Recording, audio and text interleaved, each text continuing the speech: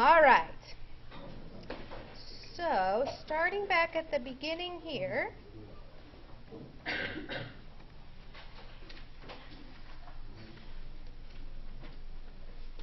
Okay, the last time that we were in here, we had begun chapter 3 and started talking about the parts of the cell, the phospholipid bilayer that's around the outside of the cell, and started to get into the cell organelles. So you were asking about diagrams. This is one of those diagrams that you most likely will see again here in the future. So a couple of things to note that there's, I believe that's 9. 1, 2, 3, 4, 5, 6, 7, 8, 9, 10 organelles that they share in common, and then 3 that are unique to the plant cell. I would definitely put a star by the difference between the plants and the animal cell, the things that are found in the plant cell and not found in the animal cell, which are the chloroplast, the cell wall, and the vacuole. So we ended up last time talking about basically how do cells tell one type of cell from the other type of cells. Cells basically have this fingerprint on their membrane that's around the outside of the cell that allows us to be able to tell one cell from another cell. So cells recognize each other, and they recognize that some cells are foreign bodies, that they are attacking the body, and when to fight those off. And then sometimes they do that incorrectly. So if you've ever wondered about a person that gets any kind of transplant, they have to take what's called anti-rejection drugs, because if you put a foreign transplant into a person's body, then their cells are going to recognize it as an invader, and they will begin to fight it off. And so the reason for that is because of the molecular fingerprint of the recipient. So it doesn't recognize the organ as their own. And so the possible outcomes of having a transplant is that if you take those medications so that your body doesn't reject the foreign organ, those medicines are essentially to repress your immune system. So make it so that your immune system doesn't recognize the organ as an invader, but it also then isn't capable of recognizing anything else as an invader. So people who have organ transplants often tend to have immune system issues that can cause them trouble in the long run. But if they didn't take the anti-rejection drug, then they could either reject the organ or die without the organ. So you're kind of hedging your bets here. So in going along the same lines as recognizing something as an invader to your body, one of the questions that's asked in your book is why is it extremely unlikely that a person will catch HIV from casual contact, such as shaking hands with an infected individual. And the person that's down in the picture there is Magic Johnson. He was one of the first really public celebrities that came out as being HIV positive.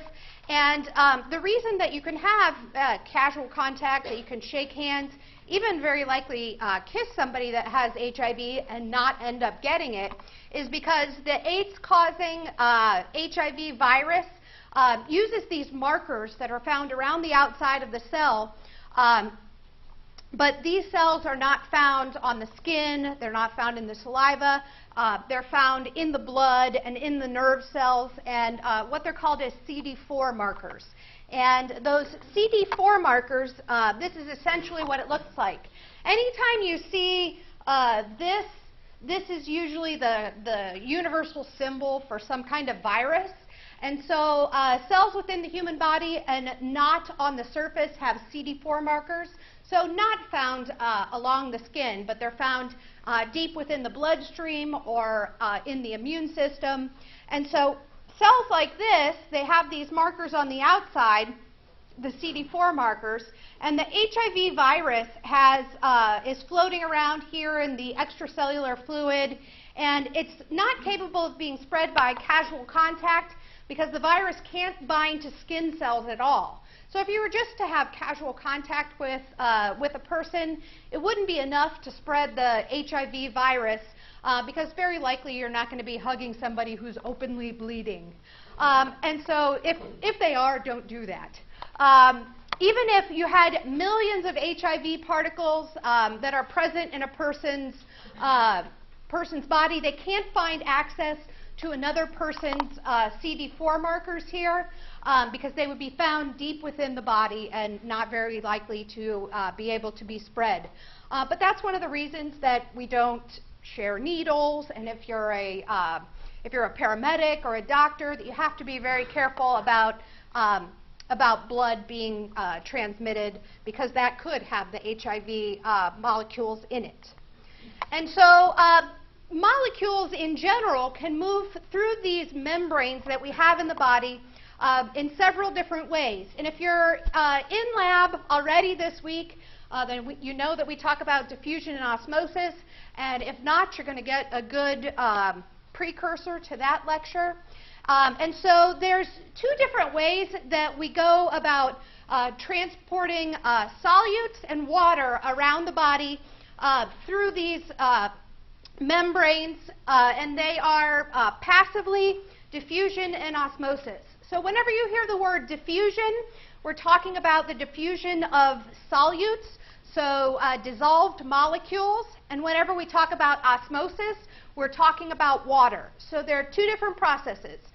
The movement of molecules is diffusion, the movement of water is osmosis. And first, in talking about diffusion, if you remember from lab this week, we talked about what if you put a drop of food coloring into water. So here what we would have, first of all, to distinguish, this would be considered the solute. So the solute is any kind of molecule that's being dissolved in a solvent. And the universal solvent that we talk about in biology is water. Water almost universally dissolves just about everything except for the lipids, the fats. We talked about how oil and water don't mix. But in the movement of solutes or diffusion, if here we have a drop of food coloring put into the universal solvent, which is water, the food coloring molecules are moving about very randomly, and as they bump into one another, they're going to spread out throughout the solvent. So you drop food coloring in water, you start to see it moving around inside of the water until eventually it has randomly moved about until it is evenly distributed. And so that would be considered a type of passive transport because it doesn't require any energy. It doesn't require the body to expend any energy. It doesn't require any energy for this reaction to happen. So this is the first type of passive transport. Then we have what's called simple diffusion. This is the second type of passive transport. Simple diffusion is when we have our membrane right here, and we have either these carrier molecules that are carrying the solutes through the phospholipid bilayer here, or we have things moving from outside of the cell, so extracellular, moving from the outside of the cell into the cell, and inside of the cell is called intracellular. So we're moving from an area of high concentration to an area of low concentration. So what I think about when I think about this is I'm diabetic, and so if I eat sugar, then my bloodstream gets a lot of sugar that's dissolved in it, and my sugar that's here all around the outside wants to move into the cell so that my cells will have lots of energy. So it goes from an area of high concentration on the outside of the cell in the extracellular fluid to an area of low concentration, intracellular, into. And so in simple diffusion, like we have on this side, we've got molecules passing directly through, so nothing's helping them. They're just moving directly through that membrane. And in facilitated diffusion, whenever you think of facilitating something, like if I am facilitating learning in this class. Then facilitating basically means helping. In facilitated diffusion, something is helping to move those molecules through the membrane. So here we have what's called a carrier molecule, and this is carrying these molecules from the outside to the inside across the plasma membrane with the help of that molecule. So both of these would be considered passive transport because they don't require any energy.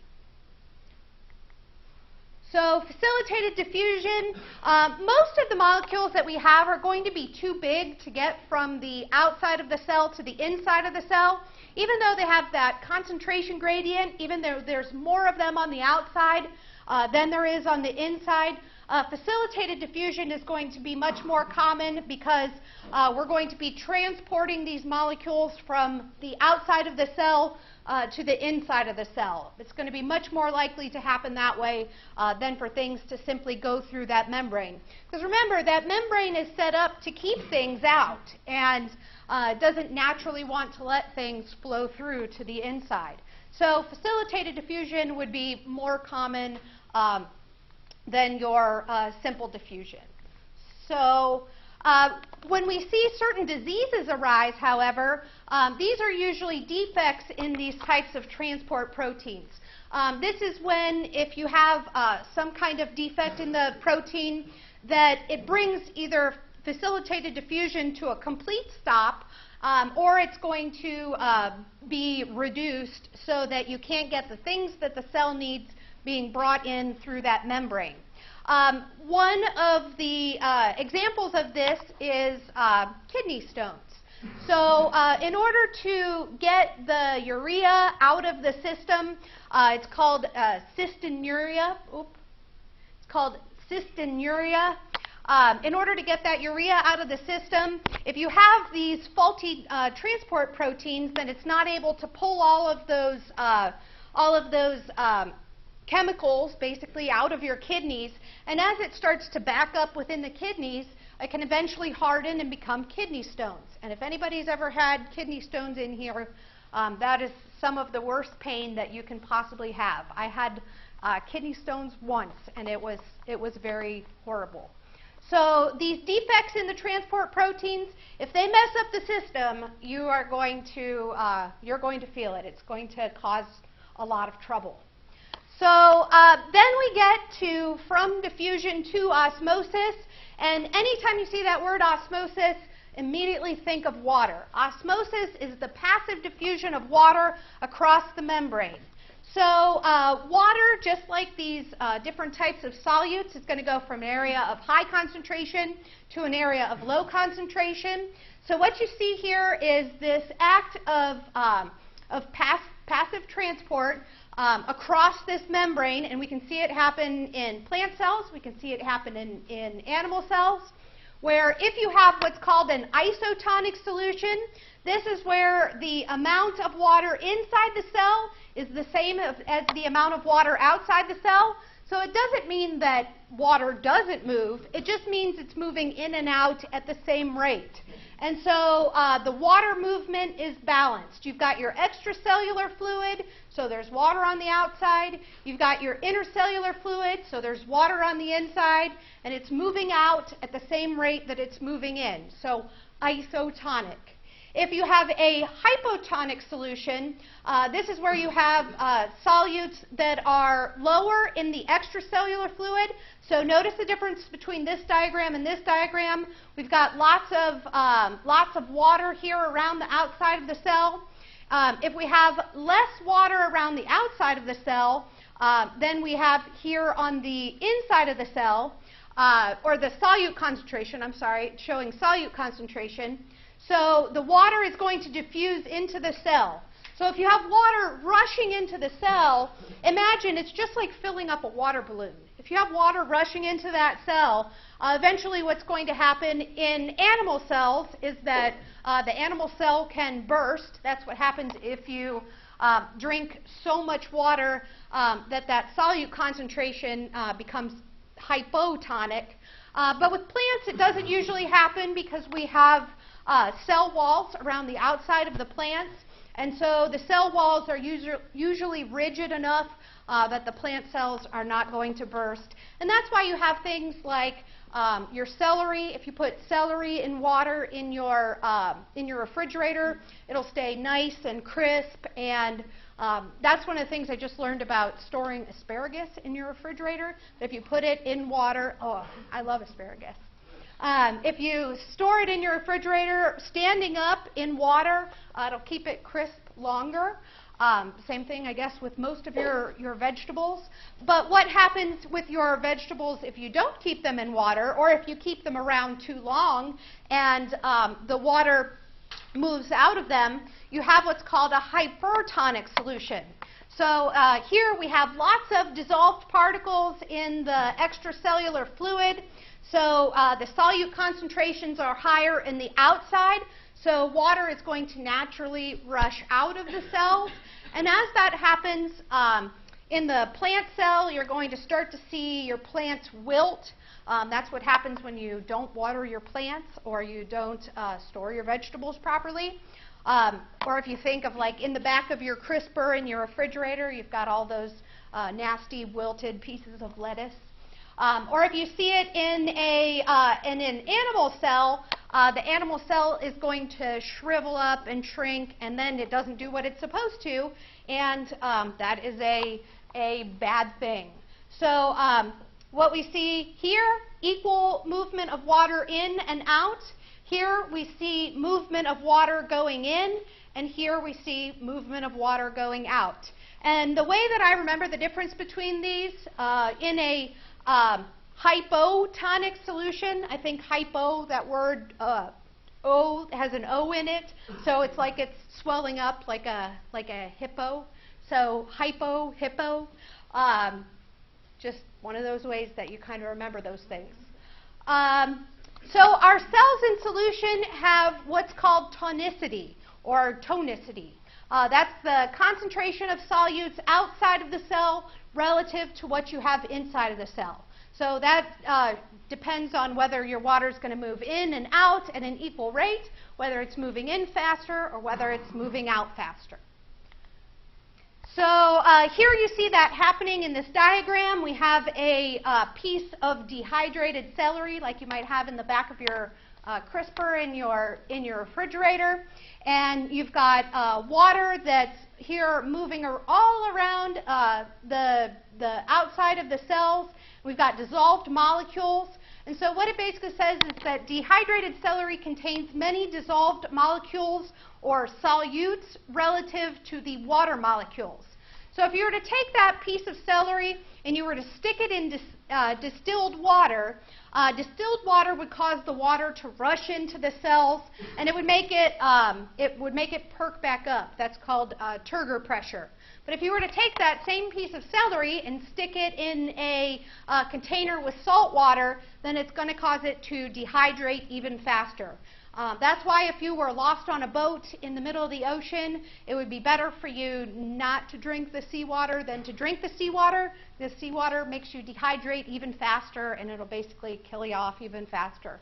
And so that's the difference between the amount of solutes that are on the outside of the cell versus the amount of solutes that are in the intracellular fluid.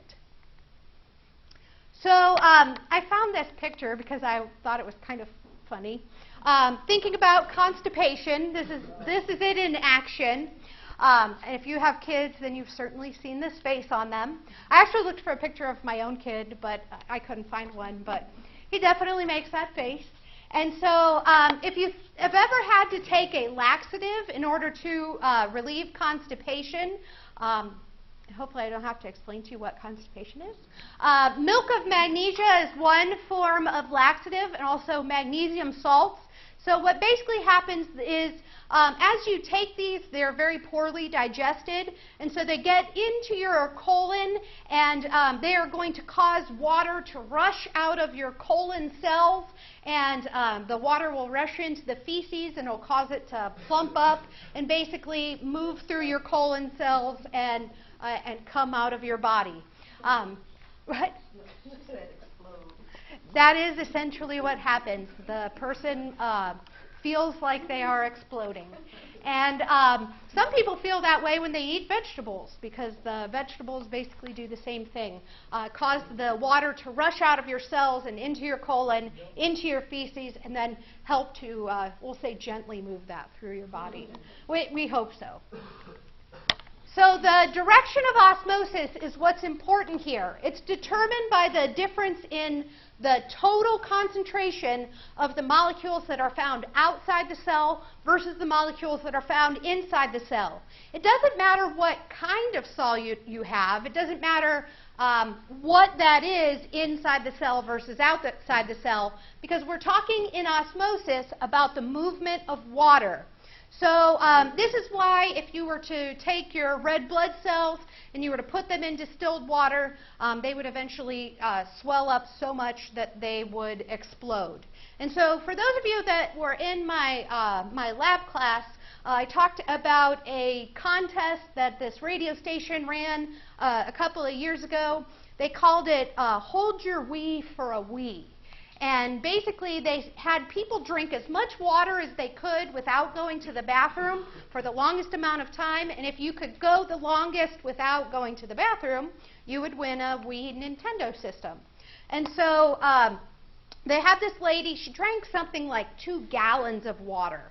And as she poured all of that water into her system and didn't go to the bathroom, didn't expel it out of her system, essentially what happened is that the water rushed into her red blood cells and caused them to pop. And so hours after she went home from doing this contest, she started complaining of a headache. She eventually became unconscious, and she died from this. So they sued the radio station over Hold Your Wee for a Wee. You can actually look it up. There's YouTube videos about it and everything. It's horrible, because who would think that not going to the bathroom would actually kill you? So we have this diffusion of water across the membrane as this special type of passive transport called osmosis. Remember, whenever we're talking about osmosis, we're talking about water. And so the water molecules move across the membrane until the concentration is equal inside of the cell as it is outside of the cell. And so since this is passive, your body's not putting any energy into causing this to happen. It's just something that happens naturally inside of your body, depending on how much water you take in. In active transport, or the type of processes that actually do use energy, we have molecules that aren't necessarily moving from high concentration to low concentration, but are actively being brought across that membrane in order to do the things that your cell needs to be able to do. So the 2 distinct types that we have are primary and secondary. What an original name. And basically they're different depending on what the source of the fuel is. If you remember back to your high school biology course where they talked about ATP being the energy that's used by your cell, that's the type of energy that we're talking about here.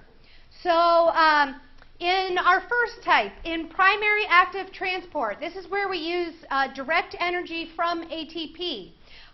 This is one of the ways, first talking about how it's used, that your stomach can digest your food, because if you're putting that food into your stomach is sending those acids out in order to aid in the digestion of your food. But it's going from areas of high concentration out into your stomach where it's got this lower concentration, but it needs to be actively pumped out into your stomach.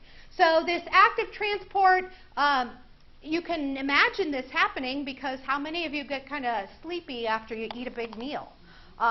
You get sleepy because you're pouring all of your energy out of your stomach cells in order to get these acids out and digest your food. So they're moving across the membrane right here, and they are using this energy in order to go from the inside lining of the stomach to the outside lining of the cell, which is into the stomach cavity, and help to digest your food.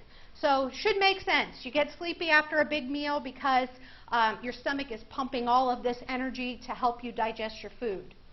So the second type that we have in secondary active transport is where we have this indirect method. So whereas primary is actively using ATP, actively using energy, here we have a system where we have the indirect use. And so this is when we have the transport protein simultaneously moving one molecule against its concentration gradient while letting another flow down its concentration gradient. So this basically says when one thing is happening in your body, another thing isn't happening, and then it's kind of like a system of weights and balances. As one thing goes up, the other thing goes down. As the other thing goes back up, the other thing goes down. And so no ATP is used directly in this, but at some point and in some other location within your body, the energy from ATP was used to pump one type of molecule against its concentration gradient.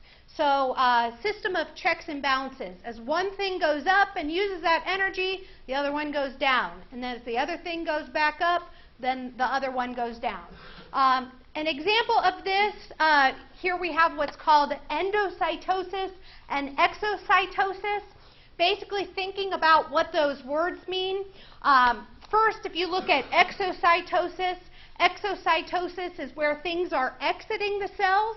So sometimes your cells are bulk transporting things across that membrane and getting rid of them, things like toxins, things like proteins. And endocytosis is when they're taking in big molecules. So if they're too big to get through those little protein channels or to diffuse across the plasma membrane, then we have endocytosis and exocytosis. Endocytosis is what's called cell eating. So your cell is basically taking big things in and eating it. Or exocytosis, I call it cell puking. That's what I picture as big things being puked out of the cell. And you'll see why I call it that here in just a minute. Here we see a cell that's taking in something really big, and it kind of reminds me of, I don't know why I say this every time I see it. It goes nom nom nom nom, and it eats something in. And sorry, I have sound effects for everything. So in phagocytosis is where the cell is eating something really big.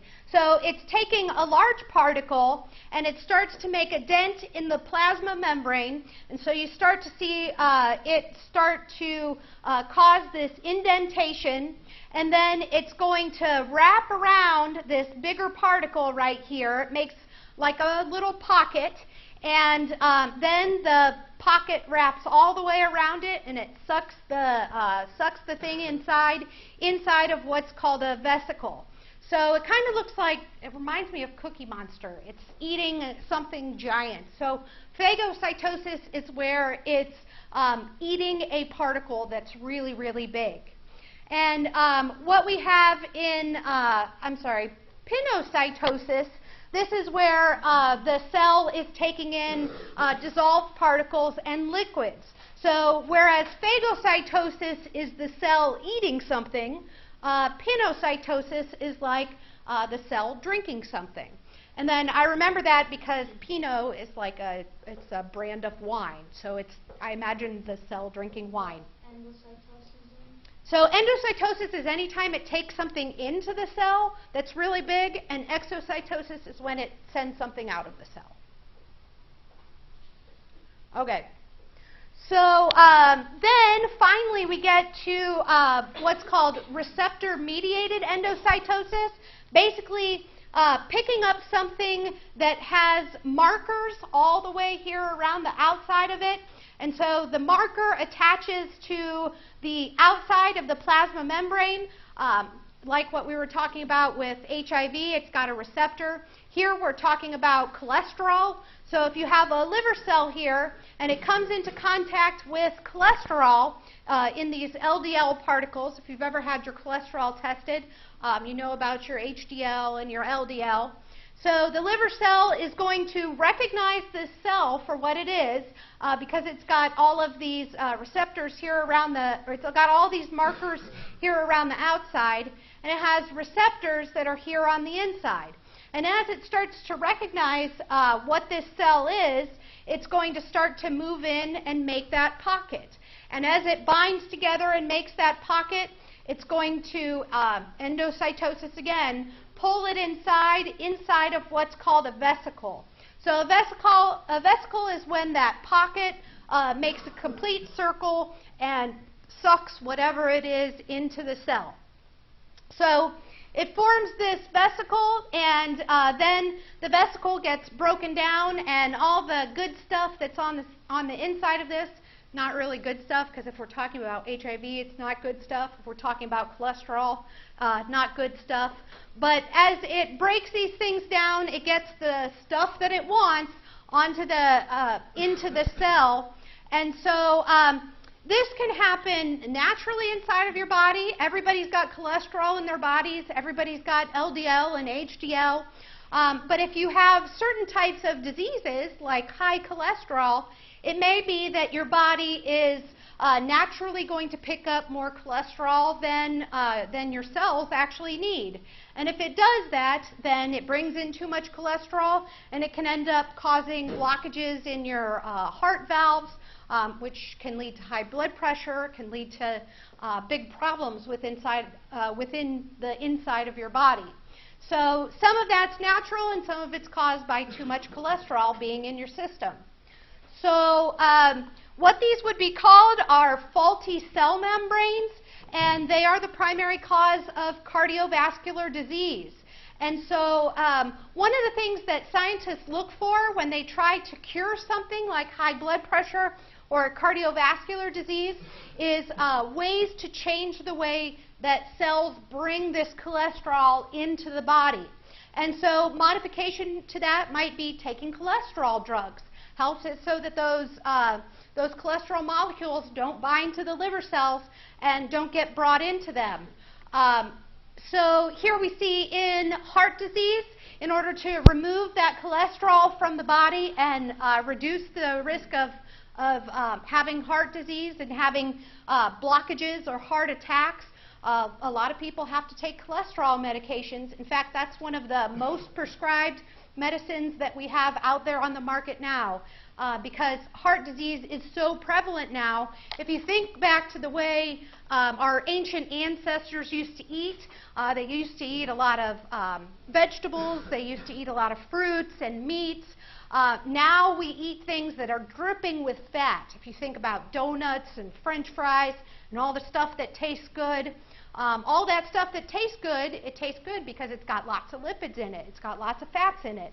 And in turn, all those fats floating around in your bloodstream get pulled into your cells and used in excess and cause these diseases. So pills can be the answer, or changing your diet can end up being the answer. So whereas we were just talking about bringing all of these things into your cells, next we talk about getting things out of the cells. One of the examples of that's used in your book is poison dart frogs. If you think about the really pretty poisonous frogs that they have in Costa Rica or down in Central America that have those poison glands, whereas like if you were to eat one, it would poison you. If you were one of the people that live around there, they would take their spears and they would dip it into the poisonous glands of these frogs. The way that the poison gets to the area is through the process of exocytosis. So what happens is if we have stuff on the inside of the cell, like in these poison glands, they want to get the poisons out. So these poisons are these big molecules that are found inside of the cell. So what happens is they're wrapped in what's called a transport vesicle. So they're here around the, wrapped around the outside of these molecules. This vesicle then moves over to the plasma membrane and fuses with the cell's plasma membrane, and then it essentially causes part of it to open up, and as that pore opens up, the molecule gets released throughout the body. In this case, talking about poisons. The poisons are found inside of the frog's glands. It goes to the edge of the plasma membrane, it's released, and then It's available to be used as poison to keep its enemies away. So then in moving from the way things get into cells and the way that things get out of cells, cells have to be able to communicate with one another. So how does one cell tell another cell, I am the same type of cell, or I'm a different type of cell, or I'm a foreign invading cell? Cells are connected within our bodies. If you think about tissues and organs and organ systems, cells are communicating with one another. In plants, they are basically locked together and things are moving around within that system.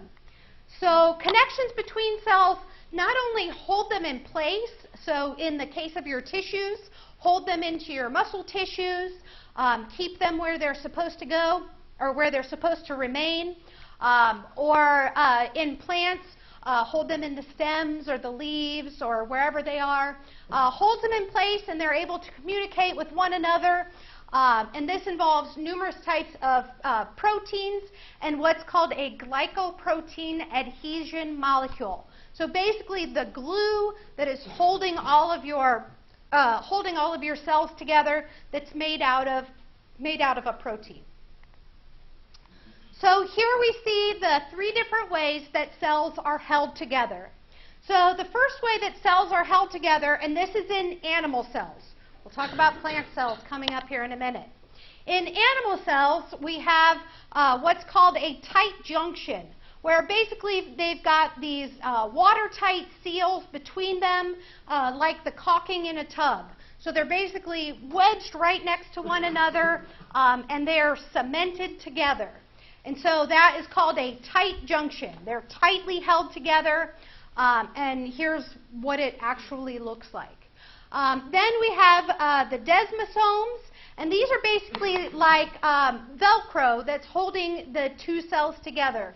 We've got the cilia that are reaching out like the little pieces of Velcro and causing it to stick to one another so that they cannot come apart.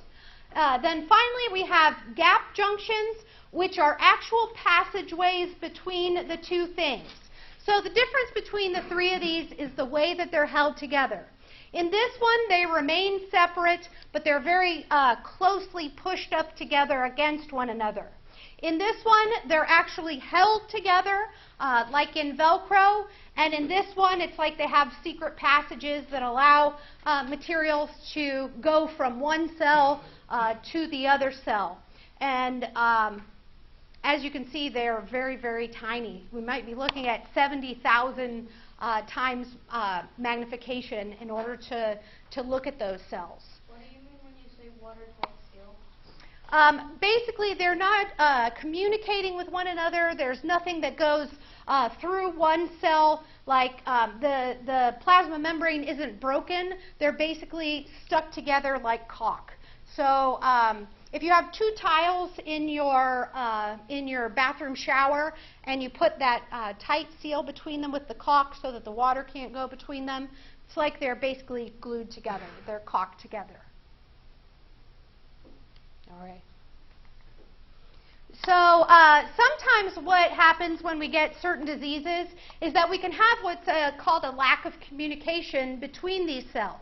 If we have what's called contact inhibition, when cells bump up to one another, they often say, oh, okay, we've run out of room, stop making more of those cells. And sometimes if we have cancerous tumors, then the cell never gets the message that it's supposed to stop growing. And so cancers can be because of a lack of communication between the two types of cells. And that would be, of course, in animal cells. And looking at that in your book, it's really interesting to see how tumors are formed. The one that happens in plant cells is called plasmodesmata. And these are basically these little tube-like channels that connect plant cells together and enable communication and transport between them. So basically, in looking at plant cells, It's like the entire plant is one big cell because they have all these little channels between one another, connecting each one of the cells together, and they act as one big cell, even though they are little separate cells. And so here, looking at those 9 or 10, we looked at important landmarks that distinguish these eukaryotic cells. If you think back to the last time we met, we talked about prokaryotic cells, which are your bacterial cells that don't have a nucleus, they don't have mitochondria in it. This is what a eukaryotic cell would look like, and you would know that because you can see some definite organelles here within it. The biggest one in the center is always going to be the nucleus, and then you can see kind of the endoplasmic reticulum here around the outside. You can see the mitochondria making the energy, and so eukaryotic cells definitely have these organelles within them. So the first one that we're going to talk about is the nucleus. That's the biggest organelle in the animal cells, and it's going to be the most prominent, the largest and the most prominent. And it does the 2 things that are vital to your cells having. One, your genetic control center, so they're saying this is what type of cell we are. And 2, passing down this information from parent to offspring. So that's why the nucleus has the DNA inside of it, and it's got hereditary information that tells your cells what kind of proteins to make and how to control everything that happens within your body. And so they put pictures of twins up here because twins would be people that have similar DNA. They would have started off from one cell and then fused apart into 2 cells that had exactly identical DNA. So here inside of this nucleus, it's the biggest and most prominent cellular organelle inside of the cell. It kind of reminds me of what's the thing from Star Wars? The Death Star. It essentially has all of the chromosomes that are tightly wound together, the thin fibers of DNA all wound up together in the inside of the nucleus. The nucleus has the cellular pores here around the outside so that the RNA can travel to the outside of the nucleus into the cell. It's got what's called the nucleolus here in the center. That's the area of the nucleus where the ribosomal units are assembled. Ribosomal units are basically making proteins. And these nuclear pores here on the outside are these little channels where things can come and go from the inside of the nucleus to the outside of the nucleus through the nuclear membrane. So the pore, just like your skin has pores, the nucleus has pores as well. The chromatin, like we saw here, is the tightly wound chromosomes all kind of bunched up together, and they're carrying all of the hereditary information, and they don't become those X's that we picture as chromosomes are until the cell is ready to split. But chromatin is basically just a big mass of long, thin fibers consisting of DNA with some of the proteins that are attached. So in the nucleolus, this is the center of the nucleus where the ribosomes are assembled. And ribosomes are like little protein packaging factories. They're going to build all of the proteins that we need to build up our body and to function in our body as well.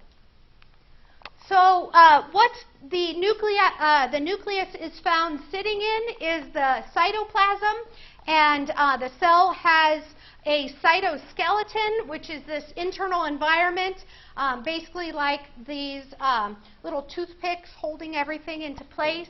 It supports physical movement and the movement of things around the cell. So it's not like the nucleus is sloshing around in water inside of the cell. It's actually like it's found within a support system within the center of the cell. It keeps everything in place. The cytoskeleton, first of all, is made up of microtubules. So these hollow tubes, they're like a support scaffolding for the cell. They're holding everything in the place, and it may attach things together. And then we have our filaments. The intermediate filaments are like little pieces of rope that are basically overlapping pieces of protein and give the cell strength so that they're not easily pulled apart. And then finally we have microfilaments, which are like little string-like fibers that help the cell to be able to contract or to be able to divide whenever that time happens. So the cell, all of the organelles need to be kept in their place. The cell has a definite shape. It has definite support. It's got this traffic flow system so that things can move around inside of the cell. And the cells, I don't want you to picture them like glass spheres. They're able to move around so that, like in your blood cells moving around your body, your skin cells, they're somewhat flexible. So another thing that we find around the outside of the cells are cilia, which are these little hair-like structures that are going to kind of beat and allow the cell to move around, and they basically move fluid past one another. So if you're thinking back to the colon has these little cilia that keep the things moving through the colon. And here the most easily recognizable of a moving cell would be sperm that have flagella. And so the flagella is like this whip-like tail so that they can move through fluid pretty quickly, and it actually moves the cell itself. So in cilia, you're basically moving things around the outside of the cell, and the flagella is moving the actual cell itself. The next organelle that we talk about is the mitochondria. Mitochondria are basically where all of the energy comes from, and all of the energy is converted within the cell. They look kind of like kidney beans that have these little bent over folds on the inside. So it's like a big sack that has internal like cellophane-like sack on the inside. And as we look at what it does, the mitochondria is this one all-purpose energy converter, and it harvests energy to be used for all of the cellular functions. So a mitochondria actually has its own DNA inside of it. And these little folds that you see right here, they are called the matrix. And there's an outer membrane around the outside of the mitochondria, and this inner folded membrane on the inside of the mitochondria. And then there are spaces between it called the intermembrane spaces. And so certain cells, like your liver cell, uses a lot of energy, and so they have lots of mitochondria in them. And then other types of cells, like fat cells, don't have they don't use any energy. They just sit there like fat cells. And since they're not doing anything, they don't have a bunch of mitochondria in them. Mitochondria have existed in this process we call endosymbiosis.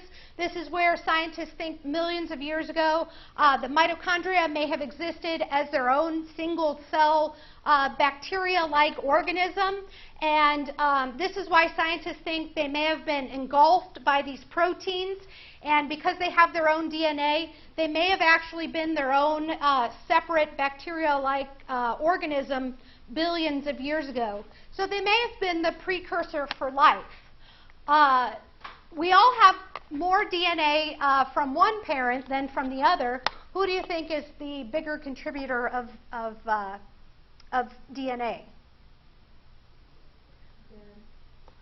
Well, your dad determines what sex you're going to be, but your mom actually contributes a lot more of the mitochondrial DNA than the dad does. So you actually have way more DNA coming from your mom than you have coming from your dad.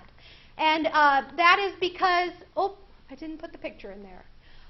Basically, these mitochondria are coming from your mother, and they're being split apart as you're becoming more cells and you're dividing and multiplying. And those mitochondria coming from your mom, mitochondria actually have their own DNA in them. So as scientists study you, they can see that you're actually a lot more your mom than you are your dad. The single-celled sperm have no mitochondria inside of them. They are simply just little swimming sacks of DNA. So you get the DNA from the egg, the DNA from the sperm, and you're also getting mitochondrial DNA. So you're a lot more your mom than you are your dad. How do we get all of the wastes out of your cell? There's a specific organelle called the lysosome, and a lysosome is going to act basically like a garbage disposal. They're going to digest, as all these wastes are found here around the outside of the cell, found floating around inside of the cell. These lysosomes are going to scoop them up and recycle them and basically send them out of the cell in order to get the waste products outside of your cell. So they're basically digesting the wastes and recycling them. They're round, they're membrane enclosed, and they're full of acid. So they are basically like your stomach inside of your cell. They function as these garbage disposals.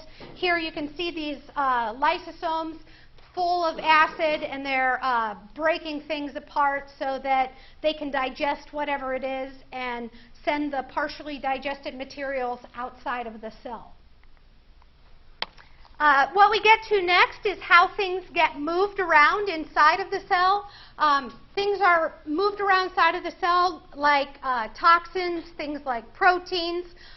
They're moved through what's called an endomembrane system. So endo means inside, and membrane system means that it's made up of membranes moving things throughout the cell.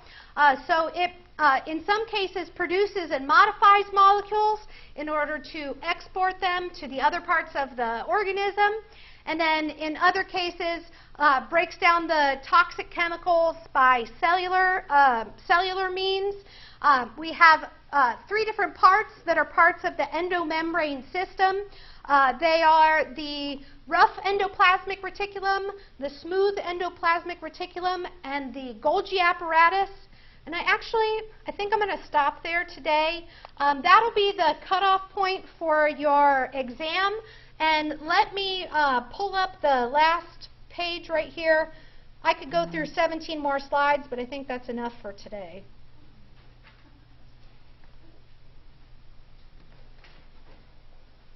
Okay, let me pull that up so that you can see it. Okay, so for exam 1, I had already posted a study guide, but I'm actually going to chop off the part that I didn't get to today. But the stuff from chapters 1 and 2 are correct. I've put up all the PowerPoints. I've got all the videos posted. The study guide, I'll modify that today. So if you already printed it out, there's going to be a couple things basically from rough endoplasmic reticulum on. You'll be able to take that part off. On Thursday, you will not come to this room. You will go to the Computer-Based Testing Center, which is the CBAE right underneath the lab in Schrank Hall North. So 251 is the lab on the 2nd floor, 152 is the Computer-Based Testing Center. And so you go in there, you'll hand them your zip card, and you have to have your zip card with you. I don't think that they will take a driver's license, so you have to have that zip card. You hand them your zip card, and they will show you in to take a test on the computer. The test will be 60 questions. There'll be multiple choice. Some of them will be referring to diagrams. Some of them will be basically like vocabulary and concept questions. You have to make sure that you give yourself enough time to be in there, because I think that if you take over an hour, the exam may cut off. So if you miss this exam, if you're going to miss it because you know you have a sports game or you have a University of Akron event, please talk to me after this. We'll talk about how to get that made up. If you do accidentally miss it, or if you miss it because of some reason or illness or whatever it is, you won't end up taking the makeup until the week of the finals week. And so if you miss it, there's not going to be any making it up right now. You'll end up making it up in the end. Please tell me if you have any problems with it. You can go there anytime between 4 and 7. I don't think that you can log in at 6:59 and be able to start the exam. You have to give yourself enough time to be able to get in there. And I made sure that I kept it open between the times that our class actually runs. You can take it between 5 and 7. If you have any problems or you need anything like paper copies sent over to the Office of Accessibility, I can definitely do that for you. And if you have any questions, yes? Do we have lab in the day of the exam? If you have lab, then yes, you have lab. Yeah. Oh, same question? Okay. If you have any other questions, feel free to email me. Like I said back in the beginning, I think these exams are hard and they do take a lot of studying to do it. If you haven't read chapters 1 through 3, and during the homework I asked, have you read the chapters? At least 3/4 of you have not read them. Please go and read those chapters and look at the bulleted points, look at things that are bolded, make sure that you understand them. And if I do end up putting together a study group for the exam, I'll email out when it is, and I'll videotape it so I can put it online. Yes? You said, so there's not is there a time limit when you take I think that they give you a limit of an hour. and you can only take it once, right? Right. Okay, so the only other, I've taken that there for other classes, and they give you like 2 attempts. And you only get, No, there's only 1 attempt for the exam. okay. It's on Thursday, yes. Only on Thursday from 4 to 7. So you don't need to come here. This room will be dark. There won't be anyone in here. Was there another question? Yes, sir. Approximately how long do you think the test is? It'll be 60 questions. So if you're a fast reader and a fast test taker, it might take you 30 minutes. But if you take longer than that, I think I'll leave it open that you can take it up to 90 minutes, but they'll kick you out of the testing center at 8 p.m. So if you don't give yourself enough time, that's why I would suggest not waiting until 6:30 to go take it.